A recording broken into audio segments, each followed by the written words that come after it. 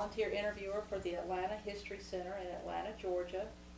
Today we're interviewing Harry C. Brown, who is a veteran of World War II. Mr. Brown, could you repeat your name and your birthday and your current address, and also introduce your wife? My wife, Mary Jane, and my birthday is December 2nd, 1922. And what type of work did you perform when you were in the armed services? My training was Fort Leonard Wood, Missouri, in the Corps of Engineers. My training there was primarily infantry, basic training, rifle, close order drill, and whatever. And the only specialized training we got was a very brief introduction to mines, personnel mines, anti-tank mines, and then that was and bridge building. Some very little, but a little bit of bridge building. And this was during World War II, correct? This was during our basic training, basic right? Training. But you served in World War II. Oh yes, yes. Oh, yeah, World War II. Yeah. Could you tell me a little bit about your family background and your education? Poor boy from the hills, western North Carolina. I grew up there during the Depression, of course, and I guess most people know what that is. Was not the happiest of times, but we managed. Yeah.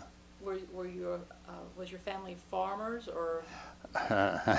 No, we were just about anything you could do to make money. Yeah. No, we had a pretty rough life. My dad was missing early in my life, and my mama had it on her shoulders. I had older brothers who managed, helped until, of course, they got married. But we managed pretty well. How many siblings did you have? I had 3 brothers and 1 sister, all older than I was. And were your brothers also, did they serve in the military as well? No, they were too old. Or I had family, one of the 2, yeah. When and where did you get married? Where were we? Wildwood, New Jersey. Wildwood, New Jersey. Was that after the war? Yes, considerably. Okay, well, we'll touch on that again later. Yes, yes. So you didn't have any children during the war no, at all? No. Nope. Okay. Now you said you were in the Corps of Engineers. Well, they call it, to make it correct, combat engineers, as to differentiate, because we were part of an infantry division, and of course that's combat troops. So there are Corps engineer battalions who operate independently, but they're usually heavy equipment and building larger things, big bridges and big repairs and stuff like that. What was your main, you touched a little bit in the introduction about what boot camp was like for you. Could you describe what you learned in boot camp? And I could, but you wouldn't want to hear it. Did you No, it was typical. Did you learn how to cuss in boot camp? Oh, I didn't know so many new words. No, it was typical Army life, and close order drill, police the area, pick up anything that's not growing, that doesn't have roots, and that sort of stuff. But it wasn't bad, really. We got fed good, and we had good sleeping quarters, and so it was not bad. Were you drafted, or did you enlist? I enlisted. Well, I did both, really. I enlisted first, and they rejected me. I was 4F. What does that mean? Unfit for service. And I was a little disappointed. I don't know why, but I was. But anyway, I said, okay, I'll just wait. Well, my number had not been called yet, so when it did come, I went in, and I passed for the Army, Navy, or Marines, either one. And did you get to choose which service? Well, yeah, I chose the Army, yeah, and I was trying to get in the Air Corps, but because the only occupation I had was aircraft mechanic, sheet metal. So I thought that could do good in that area. But Army, being the Army, couldn't put two and two together. Do you remember what it was like your first couple of weeks when you were in the service after you left home? Lonesome is the only word you can use to describe it. It's you miss that mama's cooking, and yeah. Did you serve with any of your friends from Asheville? Not, no. I ran into them. I never served with them. No, they were all from other states. Do you remember any of your instructors at boot camp? I should. I remember the face, but I don't remember the names too well. Of course, I got in my book. I got the names. Yeah. What did you do to help get yourself through boot camp? It was such a. You said it was lonesome and a tough time. Write letters. Who did you write to? My mom. No girlfriend. Sorry. They had their chance and they missed it. And how old were you? 20. Yeah, 20. Yeah. Well, writing letters and well, the Army kept us pretty busy. I mean, by the time we were through in the day, we were ready to go to bed. Yeah, yeah. So that was it. And how long does boot camp last? 17 long 17 weeks. Mm. And during that time, did you have any weekend passes or after? Oh, it's strange you should ask. This is you can listen. No, they give you. They try to make it interesting for you, Army. They give you some incentives.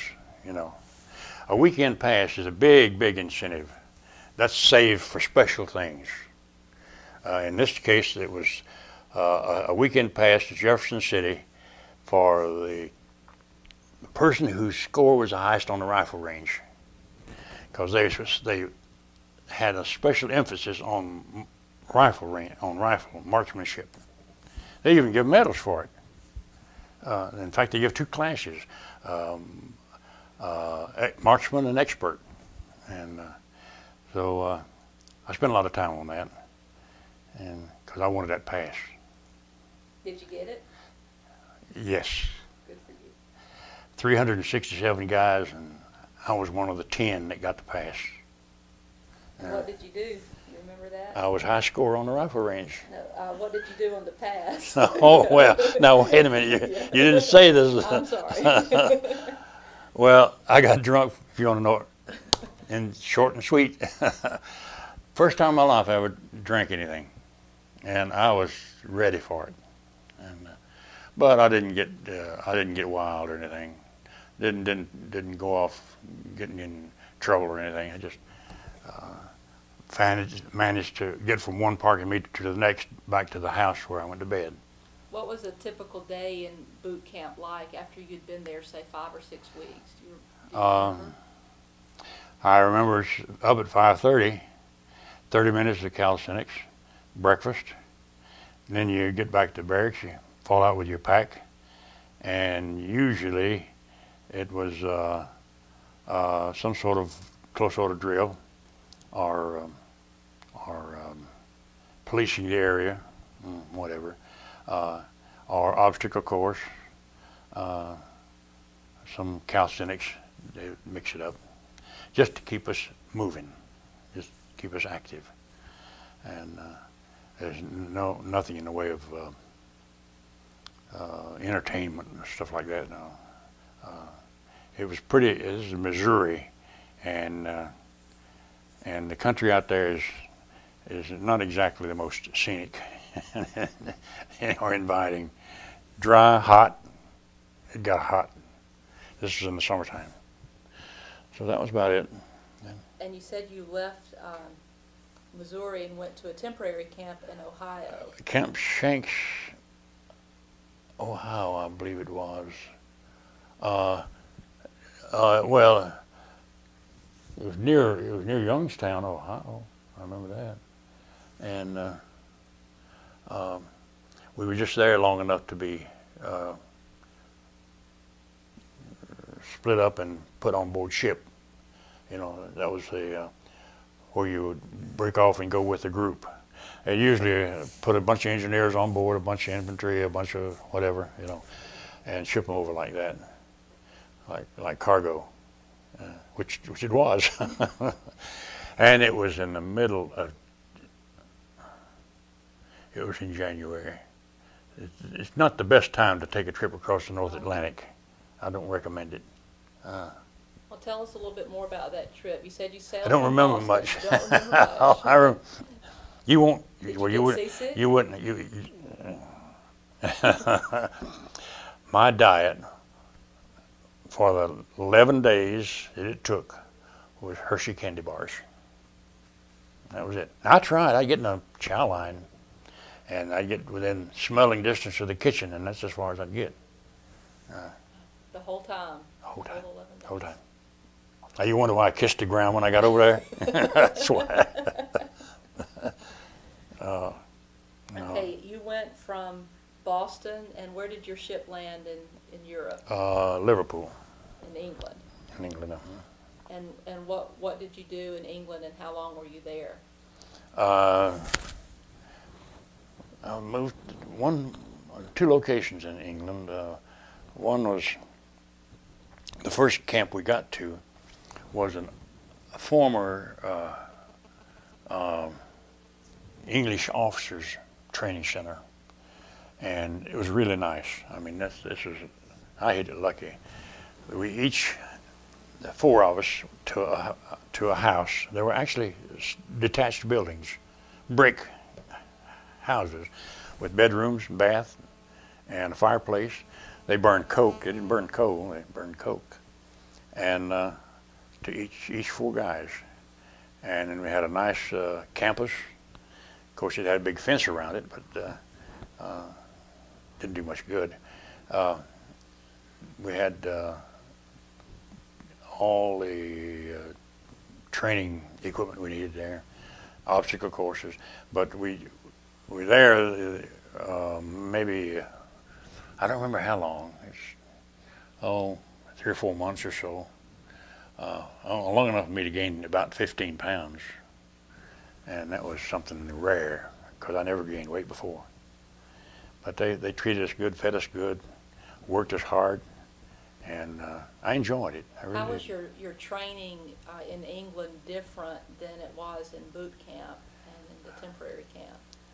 Oh, so much more comfortable, so much nicer. I mean, just the cadre was nice. That is, you know, of course we were over there fighting the war, you know, and I mean, it's not the same. You know, they know what's up ahead, and they're going to be nice to us. So we enjoyed it. The food was good. They didn't spare anything hardly. Did you get the sense that you were being trained for something very specific? Not really. Well, all specific, and only that it was war, and we had no idea what that was like. But no, we got a little touch of anti-personnel mines and booby traps, because being engineers, that's what we were going to be doing. But it was very limited and very outdated, old equipment, old mines, they didn't have any the latest stuff that the Germans had, so we didn't know anything about it. But I guess that's why they didn't have too much of it. But that was about it. Can't think of anything else as outstanding. The food was good. I remember that. Yeah. Well, you had to gain back all that weight you lost on the ship, right? I didn't lose a lot of weight. That was the funny thing about me. I never gained weight. I never lost it either. But I couldn't gain a pound if I tried, and I tried. And I was growing up, I was ashamed to go swimming. I was so damn skinny. You said you went in at Normandy. Did you go in on D-Day? No. I didn't get an invitation. I tried. No, we were there.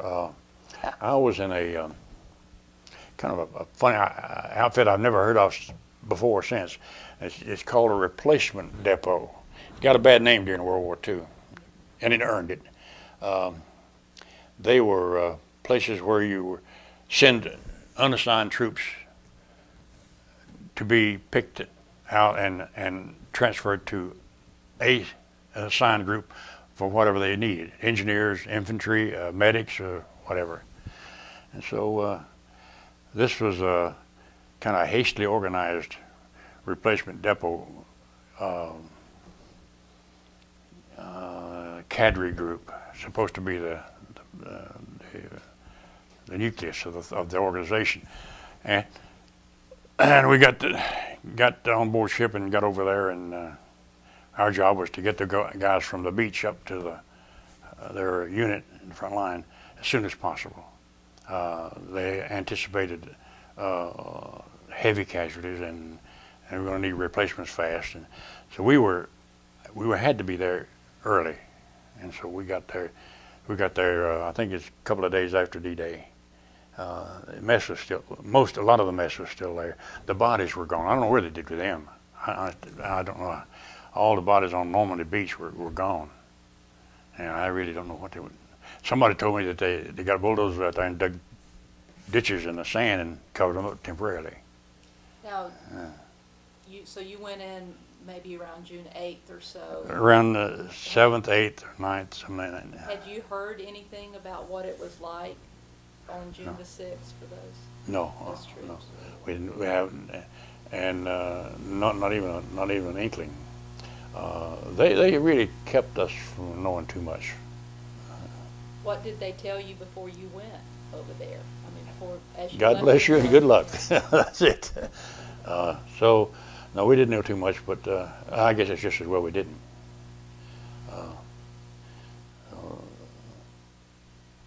All I know is those guys that ran those boats forgot where the stopping point was, because when they let us out, we were over our head in water.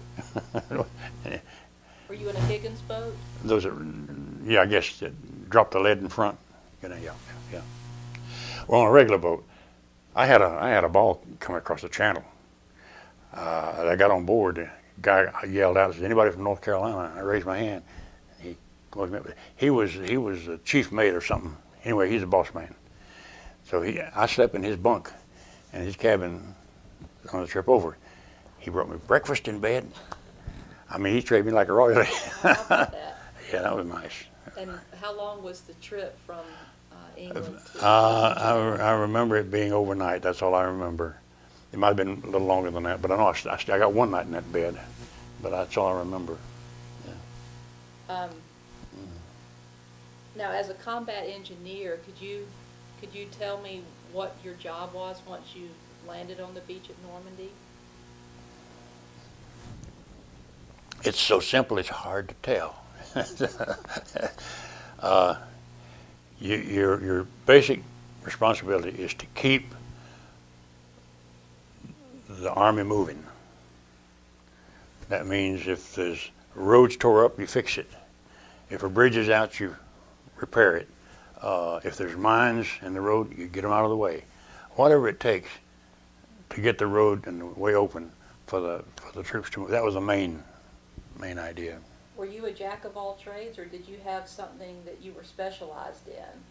Well, we were supposed to have been specialized in mine detecting and removal, because that's the only thing that none of us had experienced in civilian life. So they spent what time they had, they spent on that, which was not a whole lot. I think they seemed to think physical shape was a whole lot more important, and I guess maybe it was.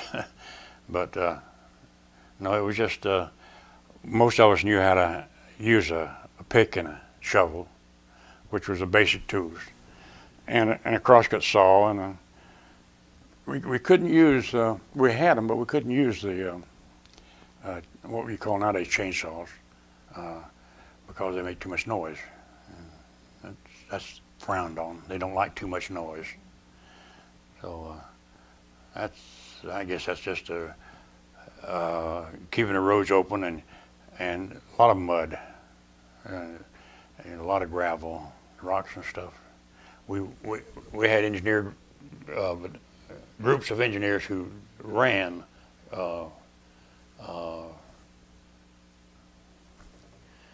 rock quarries to get gravel. Yeah, it was bad.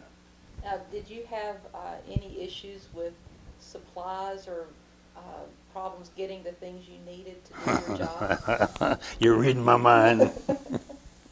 Did you ever hear of sleeping bags? Well, just the kind that I sleep in. Tell me Well, about that. okay, you know what a sleeping bag is. What it's supposed to be. Yes, I know what it's supposed to be. We had them. The Army had them good ones, you know, because they had troops up in Alaska and places like that. They knew, and they had it. Heater down, nice, good for minus 30 degrees, and waterproof. Well, that's what we were looking for. And just a few days after Christmas, we got some sleeping bags. And bags is about it. It was a canvas outer shell with a zipper, and inside was an inner bag with an Army blanket sawed in it. That's the only, no feathers, just an Army blanket. And that's what we got. Now, you drive back to the rear echelon back in, and there's where all the eater round bags are. They requisitioned them before he got to us. Some of them got up front, but very few. I didn't get any. You were attached to an infantry. 2nd Infantry Division. The old Indian Head Division, their emblem is rather prominent and recognizable. It's the Indian head on a star on a shield. Red, white, and black, I think. Who was the general in charge of that? Hodges, I believe. I can't remember. I think it is. Well, I guess in my bag. Yeah, I don't remember. We never saw him anyway. Hardly ever. But, so as you were attached to an infantry division, your job was you would go in front of the division and prepare the way, or you would be there's a little joke I tell about that. It's a... fix your microphone that slipped off. Oh. Did that before too. There's a little joke. There's a little truth to it, a little bit. We had these mine detectors. You probably see them where they wave them over the ground and have earphones on and listen for the click. Well, those were issued to us, and we would sweep the road, and then the infantry would see us, and then once we swept the road, they'd go through. They wouldn't go, not until we. And what we did didn't mean a tinker's darn, because those things will sound off. Shrapnel, tin cans, cigarette wrappers. I think even iron ore, they'll ring. So if we'd have stopped to dig every time that thing rang, we'd still be over there. So how did you know when and where to dig if you were getting such conflicting signals from your detector? The worst way is to step on one. You find it. Or run over it. The best way is to see it. And the best way to help that along is to push the Germans as hard as you can and as fast as you can till they don't have time to dig holes and bury them. And that's what we're trying to do. Mother Nature didn't help us any because we got about a foot or two of snow. And when immediately a mine laying on the ground in full view becomes a hidden mine. And so then you got problems. But we had some pretty good answers for most of it. We had bulldozers that had a blade on the front, bulldozer blade, on tanks rather. Well, some of the bulldozers, but most of the time it was a tank, because sometimes they'd blow them up.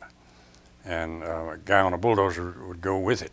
And so they'd plow the road and turn the snow up, and then you could see the mines. And once you did that, well, we'd just go up there and pick the mines out, put them out here somewhere and blow them up. And if they were anti-personnel mines, which we didn't get a lot of, thank goodness, because they're mean. We only got a few of those. And most of those were box mines. You couldn't pick them up with a mine detector anyway because they were made out of wood. And so we got a few of those just by seeing them. And in some cases, somebody would step on one and we'd know that it was a minefield. And then we'd mark it off. So anti-personnel mines were designed to kill people? Well, what they're trying to do, they're not trying to kill them, really. They're trying to injure them, blow a foot off or a leg off or something. Because it takes, George White, it took 4 of us to get him out. He stepped on one and blew his foot off. But that takes 5 guys out of the line. And the Germans know that. Well, if you take 5 here and 5 there, after a while you got nobody to fight. So it was good strategy on their part. But fortunately, like I said, there weren't very many of them.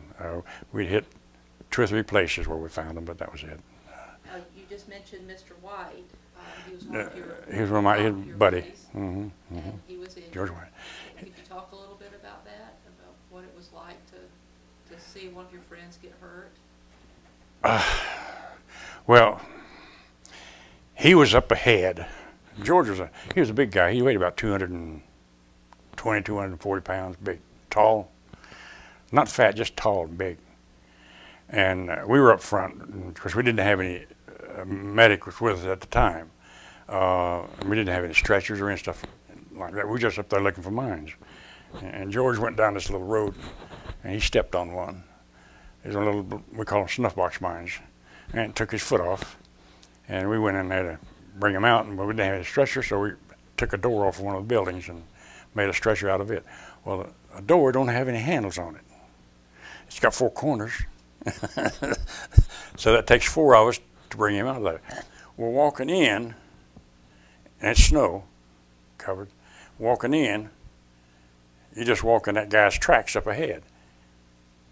That's single file. So we made it in all right. George didn't, but we did. And because we walked in his tracks. But now coming out, we can't walk. We have to go out one on each corner of that door, which means we can't go out the way we came in. We can't all walk in that one track. Somebody's going to have to give. So we both give and we straddled it. Fortunately, we didn't hit anything. But that was some anxious moments, though, carrying him out and knowing that there's mines there, and then you can't see them, and you can't walk in the tracks that you'd like to walk in. So it was touch and go. Were you able to stay in touch with George after? No, that's the one thing I hate, and I thought about it. I even got on the computer one night trying to see if I could look him up, but I don't know his home address or state. In that book I got that got all the names. They don't give their home state; it's just their name. And George White is not the most uncommon name around. I'd like to know. When you were overseas, were you able to stay in touch with your family and friends? Oh yeah, yeah. How did you do that? V-mail. And V for Victory? Victory mail, yeah. It's kind of like it's transmitted by wire, like much like email. Only it's not. It's small. They don't enlarge it. It's just a picture of a letter, and you're very limited amount of writing space. But it's enough to say I'm all right. I'm here. I'm alive. Happy birthday or whatever. And did you get mail from? Oh yeah. Home? It was a little erratic, but we got it. And because the guys are moving so much, it's hard to keep up with them.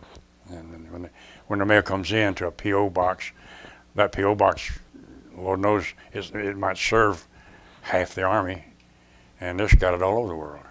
So it was a bit of a problem. I'm looking at this list that you brought with you. You started at Omaha Beach, then you went to the Hedgerow country. Yeah. What was that? Hedgerows are ditches, basically, that the farmers dug years and years and years ago to divide pasture land and act as a fence for animals and people, for that matter.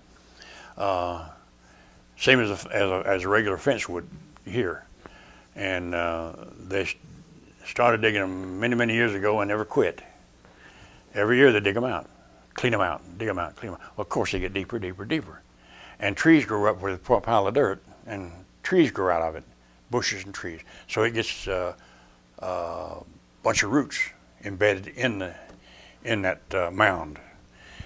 Makes perfect defensive emplacements. The Germans used them, and they're crisscrossed all across the fields. The Germans really put them to good use, and we had a heck of a time with them. We finally managed to get an answer of a sort. We take a tank and weld 2 railroad steel rails that are sharpened on the end, and we'd push that into the hedgerow, and that'd make 2 big holes. Then the engineers would come in and bring and put the satchel charges in those 2 holes and set it off, and it'd blow a nice gap in the hedgerow so you could go through. So as long as you stay down below the level, they can't shoot you. So that worked out pretty good. What was the bed check Charlie bombing? Oh, he was a son of a gun. We hated him. Germans knew we needed rest, so they figured we're not going to let you get any rest.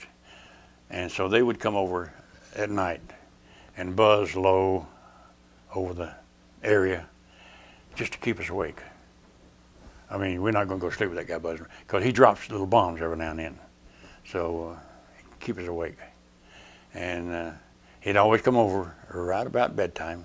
He called Bed Check Charlie. And he dropped a load one night. And it was, I don't know whether he had information that he should have had or what, but we'd just gotten in a whole bunch of replacements, and we put them in those hedgerows as a safe spot for safety, and he dropped the load right on top of them. Pitch black dark. And we never could figure out, how did he happen to hit him? How do you know he was there? I really don't think he knew that. Somebody said that one of the replacements shot at him. You know, this is war. He's the enemy. And of course, those at nighttime, an M1 puts out a pretty good flame out of the barrel. He saw it. It was pitch black dark. Of course, he saw it. Of course, he put 2 and 2 together right quick. I think that's what brought him in. I'm not sure, but it was a mess. You talked about with Bed Check Charlie disrupting your rest and everything. Yeah. How did you cope with lack of sleep and lack of food and being cold? And it's a word that's commonly used over there. It's called survival. You do it. You just do it. And you wonder how you did it. You don't know. You just did it. Yeah.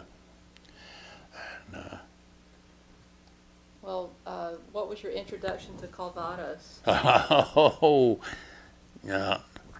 That's, well, back where I grew up in the mountains, we had something called Moonshine. Mm-hmm. Well, that's pretty much the same stuff, only the Frenchmen use cider for their raw material. And what it is distilled cider. And when they get through with it, it's mostly alcohol. And totally colorless. It's clear. But it's not tasteless. And you feel it every inch of the way down. But it's extremely potent.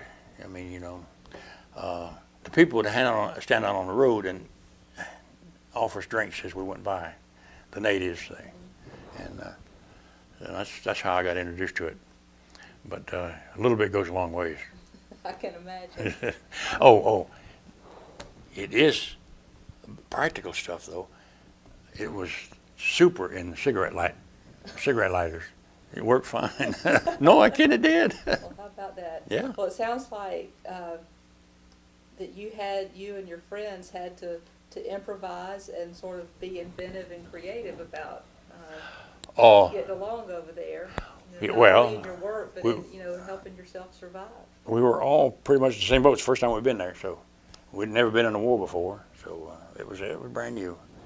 And yes, we did, and that I think is really, as compared to the German soldier, that's where we excelled. The German soldier didn't have that. He had to wait to be told what to do. We didn't. We did it.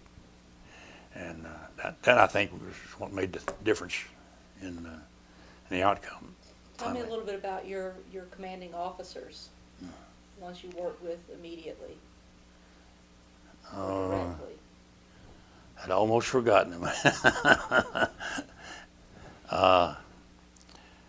There wasn't really a whole lot, to tell you the truth, in the way of chain of command. We would get orders from headquarters, headquarters company, that this road needed to be ready for some traffic. We needed this bridge, or they needed something, and they'd tell us. And that's about it. They didn't tell us how to do it. They just tell us to do it, and it was up to us how to do it. And I don't remember any specific person really. We was all in it, and we knew what we had to do, and that was it. And it was a good bunch of guys, really are. That was the one thing about that group, is that you didn't have any slackers. I mean, very few guys tried to slack off, or like they did in basic training and stuff like that. Over there it was business, and everybody pulled, and so it was really nice in that respect. Some people may not agree with me, but that's the way it was with me. So you were living in a foxhole from June on till the end of your tour in the ETO. No, I can tell you, I know exactly when it happened. I was living underground, either in the foxhole or in a ditch or in another guy's foxhole or something, from time we hit until we reached, see, where was that place? It's just outside of Liège, Liège, Belgium. We avoided going into the homes in France because they were supposed to be our ally. Little did I know. Now it would be a different story. But we did, we avoided that. And but when we got to, and Belgium too, but there, when things got rough, I got a little tired of sleeping outdoors. And it was in the Battle of the Bulge, is when it happened, and I wanted to find a good, nice, warm, dry place to sleep. I went in the house, farmhouse there, and that was after the Battle of the Bulge, after Christmas, so it was wintertime. And then from there, and then once we got to Germany, which was not too long after that, we were indoors all the time. That was the end of the outdoor sleeping. Now, were you in the Ardennes forest at all? Yeah. Fact of the matter is, one of the best foxholes I had was right there. It wasn't a foxhole. What made that such a good foxhole? It was actually, there was 6 of us slept in it, and it had a roof, dirt and logs and rocks, and it blows the. Yeah, it was nice. Yeah. Must have been there for a while. It's still there, I guess. I don't know. We didn't tear it down. No, it was a good spot. We were there for a while. You can't build something like that unless you're going to be there several days, And we were there several days. How long would it take to build just your average 1 or 2 person foxhole? Yeah, it depends a lot on the ground. In the wintertime, forever. It's frozen. And we'd take, the infantry is the one that suffered. We had dynamite, composition C, or plastic explosives. And we could make dig a little hole in the ground, big enough to hold a little ball of that stuff, put it in, put a rock on top of it, and set it off. Now we got a nice hole in the ground. Well, that's the start of our foxhole. Don't take long. We didn't do it very often because usually, most of the time in the winter, we were sleeping indoors anyway. But that's the way we did it. The GIs, I don't know how they made. I know several times we've given them stuff to blow holes up with, to start a foxhole with. But if they didn't have that, they had trouble. Well, it seems like there, according to your list here, that there was an egg-laying hen in one of the foxholes. People won't believe that, but honest to God, it's the truth. The Germans had been there before us, and this German had a nice little foxhole there, and I took it over.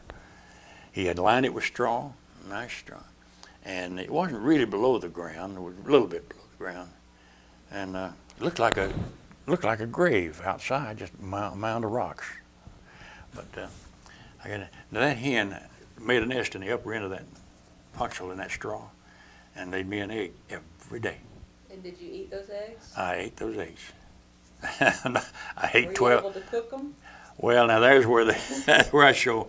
Oh, I look back and think, how in the world could you be so stupid? The Army issued butter with their rations. Only it's the butter that don't melt. You know, they can't have it melting on them. So I put that in the frying pan. Melt, just char. Well, it's too late now, so I had to scramble them anyway. But anyway, I ate them. And I had 12 more just like them, too. I found the nest that the hen was laying in, another hen. You live on the farm at all? I do. Okay, you know when a hen cackles, you know what that means? You know, she just laid an egg somewhere, and it's close. Well, I knew that, too. So I found it. It had 12 eggs in it. And I forgot the fact that you could soft boil them. Did you share them, or did you keep them all yourself? No, I shared them. Yeah. I couldn't eat them all anyway. When you were in France and Belgium, did you ever have the opportunity to have a pass or a day off or weekend off? Oh, I might have to confess now. Now, see, they could still prosecute me for being AWOL, I guess, couldn't they? I don't know. No, I never had a pass. There was really no place to go, to speak of, unless you got a pass to go back to the rear somewhere, which usually they were reserved for the infantry guys, because they needed it a lot worse than we did. We get a little R&R on our room in between jobs, you know, and but the guys up there didn't get it. But I do remember one time when we took off across, this is in that little note there, we took off across Germany and breakout of Normandy. Normandy was rough. It was St. Lo. It was D plus 4 or 5. We were supposed to be in St. Lo. It was D plus 30 something before we got there. And I'm only talking about 5 or 6 miles. I'm not talking about a long ways. So we took off across Germany, and we went so fast we did two things happened. We ran off of our maps, so we didn't know where we were. But the worst thing that happened is we ran out of gas. No, the best thing that happened for me. Why was that the best thing? We ran out of gas. And the thing about it is, over there in that part of the country, it's real flat. You can see for miles. And we could see the Eiffel Tower. And now you got a bunch of GIs. Can't go nowhere, sitting still, twiddling their thumbs. And the Eiffel Tower staring in the face. Nobody. And nobody. The first one. I won't tell anybody either. Well, you know who the first guy was that went AWOL? The chaplain. The chaplain was the first one to go. He said he was going to go get some of that Chanel number 5, and he took off. To see Notre Dame. Huh? To see the cathedral. Well, we were right behind him with all the cigarettes we could find. Yeah. Almost. How long were you gone with Not nobody long. knowing where you Not were? long. They knew where we were. No, we were gone just one. We'd have stayed longer, except that we were afraid that they'd leave and get some gas and leave us, and there was no way we could find them. So we said, everybody get back. One night, one day, one night, because we didn't get to Paris the first day, we got hung up in a little town. They wouldn't let us leave. That's a story all by itself. I could write a book about that place. The people would not let us leave town. We went to this place where they were dancing because they were celebrating the Germans being out. So we had a party, and we tried to leave, and they wouldn't let us. They'd grab us. We'll dance. And we finally got away. The next morning, we took off and got into Paris. Sometime in the middle of the day. We rode old trucks that burned charcoal. I don't know how they did it, but they ran. Not very fast. But we finally got there. We stayed there that day and that night, and had to leave and left the next day coming back. And that's all I'm going to tell you. Okay. That's your secret. But I tell you, you can believe most everything you hear about Paris. At this true. Particular time? At any World War time. II, Yeah, I think at any time. It's a beautiful town, number one. It really is. I mean, they say it's beautiful. I have no feelings for them as far as Paris goes, but it is undeniably probably the most beautiful city anywhere around. I mean, it's really a sight to see. But we saw all we wanted. Well, when you were as a combat engineer, did you ever have occasion to have to protect yourself or pull the trigger or anything like that? The only the only thing I fired a shot at over there was jackrabbits. We ran across a whole bunch of 22 rifles and 22 ammunition, and on the road to Paris, in that flat land, you could see those jackrabbits way out in the fields, and we would shoot at those jackrabbits. They were so far away we had to aim up like this to get that bullet to hit close to. All we wanted was to make them run. Yeah.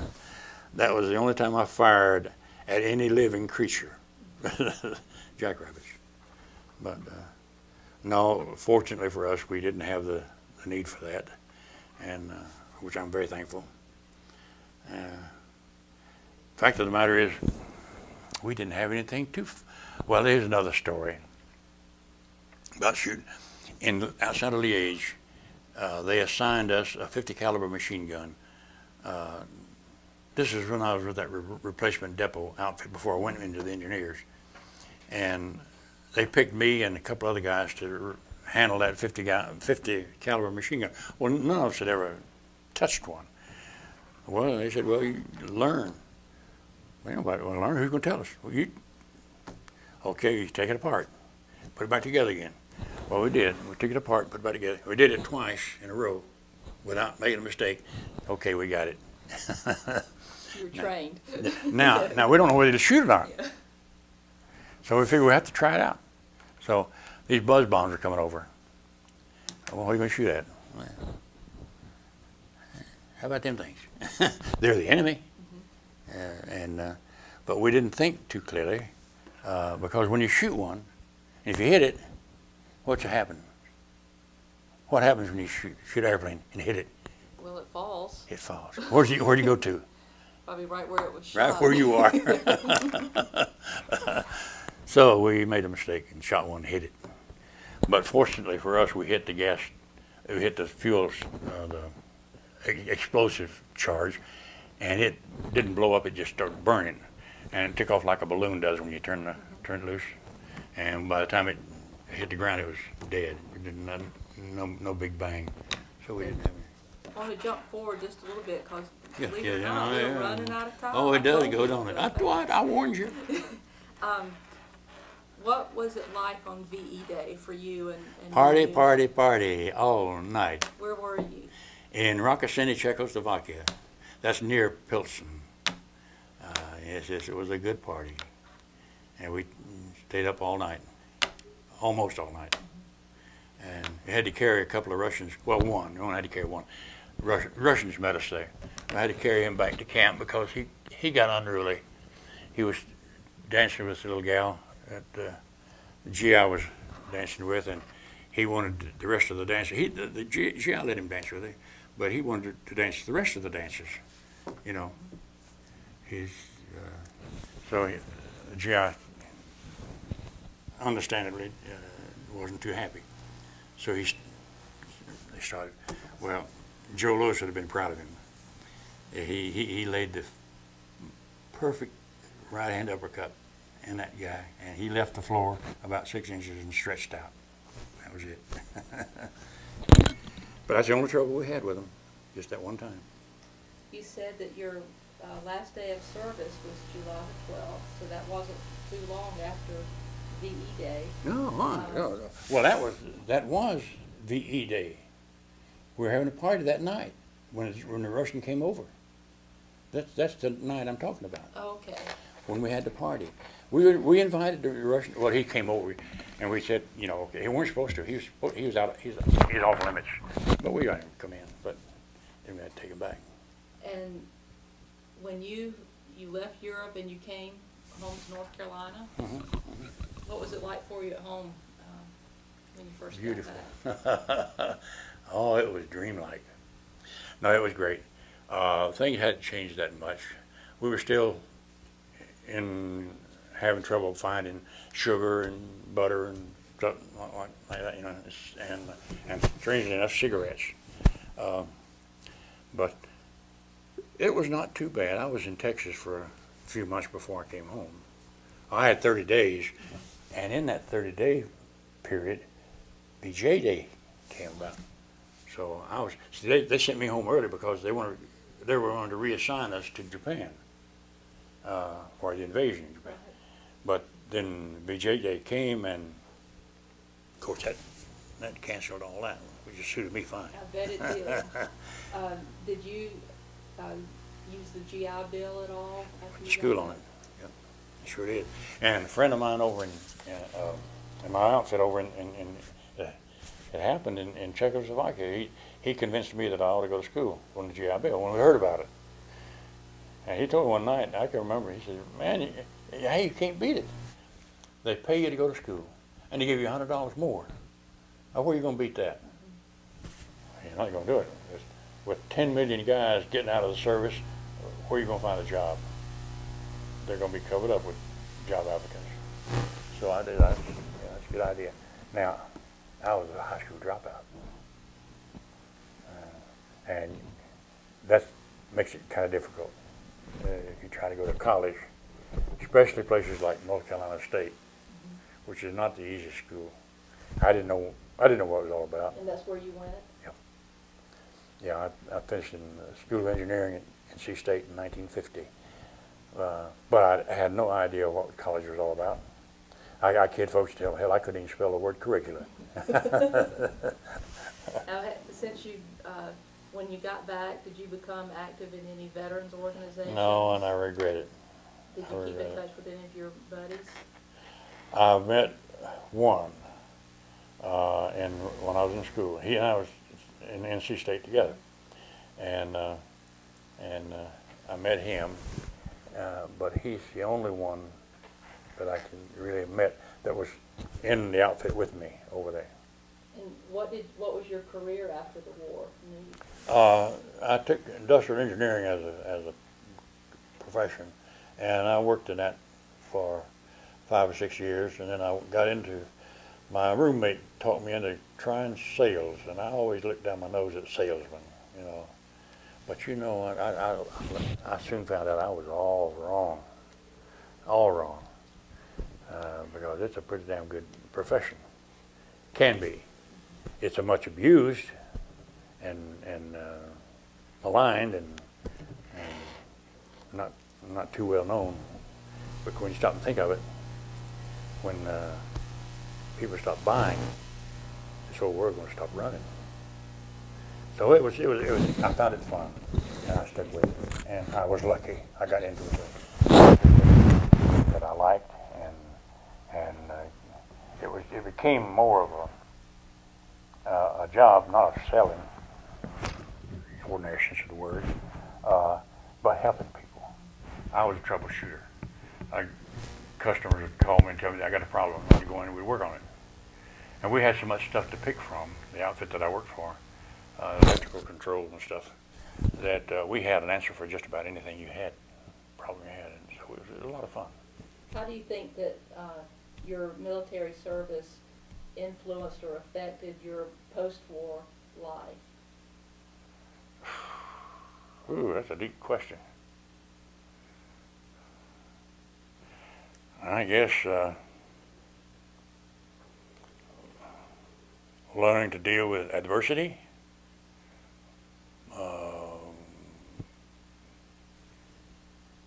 appreciating what you got. It's hard to say. It does help, though. The only thing is I can't tell you what, but it is a help. Now, as we wind down. Oh, I tell you what I was trying to think of. Please. When the guys get up to bat in the baseball game. Now this might sound strange, but there's a parallel to it. What do they do before they get up to the home plate? Well, they scratch and they spit. I know they get it. Yeah, that's right. They do all that, but they get out there in a circle. Right behind the next guy up is out there. He's got a bat in his hand, hasn't he? Is anything strange about that bat? Think about it. Well, it's got a weight on it often. That's right. And why is the weight on there? So when they swing it without the weight, it's easier. It'll feel so damn much lighter. Well, that's what the Army did for me.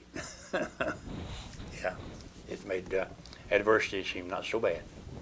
That's a great parallel. That's a great analogy. Yeah, I just thought of it. Yeah. You have to write that one I'll down. write that one down. Is there anything else that you want to add or say? We've got about there's about 10 hours of it left, but we're not going to do it. Sorry. Well, thank you so much for your time. What is this going to be? What are you going to do with all this? Let me turn this off.